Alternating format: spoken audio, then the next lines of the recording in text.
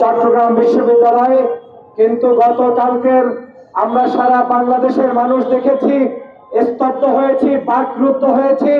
বিশ্ববিদ্যালয়ের সাধারণ শিক্ষার্থীদের উপরে, ছাত্রছাত্রীদের উপরে সেই জায়গায় সন্ত্রাসীরা কিভাবে হামলা করেছে, তাদেরকে কিভাবে কুপিয়েছে, তাদেরকে কিভাবে মুমূর্ষু করেছে। এমনকি আমাদের দুইটি ভাই এখন জীবন মৃত্যুর সন্ধিক্ষণে রয়েছে, তাদেরকে আইসিইউতে রাখা হয়েছে, যেটা অত্যন্ত দুঃখজনক। বিশ্ববিদ্যালয়ের শিক্ষার্থী, বিশ্ববিদ্যালয়ের শিক্ষক, বাংলাদেশের মানুষের বিবেক, তাদেরকে যদি আজকে টার্গেট করে করে হত্যা করা হয়, নির্যাতন করা হয়, যদি কোনো ছাত্রছাত্রী ভাই বোনদের নিরাপত্তা নিশ্চিত করতে আমরা না পারি, তাহলে আগামীর বাংলাদেশ আমরা কোনোভাবেই সুন্দরভাবে পরিচালনা করতে পারবো না।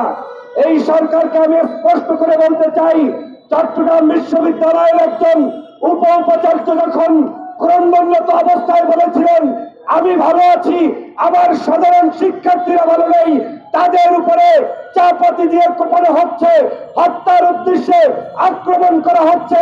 এবং গতকালকে তিনি স্পষ্ট করে বলেছেন ছাত্রলীগের সন্ত্রাসীরা সেই জায়গায় হামলা করছে, হেলমেট পরে পরে আমার সেই বিশ্ববিদ্যালয়ের সাধারণ শিক্ষার্থীদের উপরে হামলা করছে।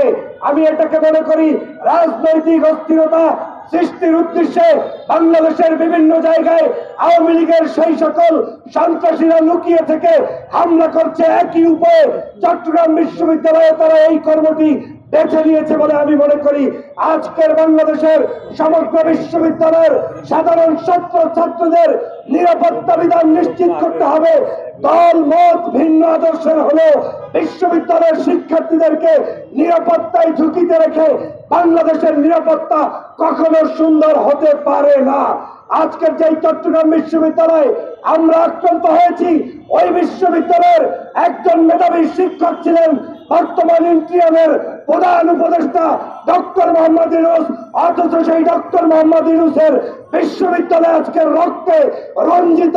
সেটা বাংলাদেশের রাজনীতির জন্য, এই আজকের অন্তর্বর্তীকালীন সরকারের জন্য অত্যন্ত বেদনাদায়ক এবং লজ্জার।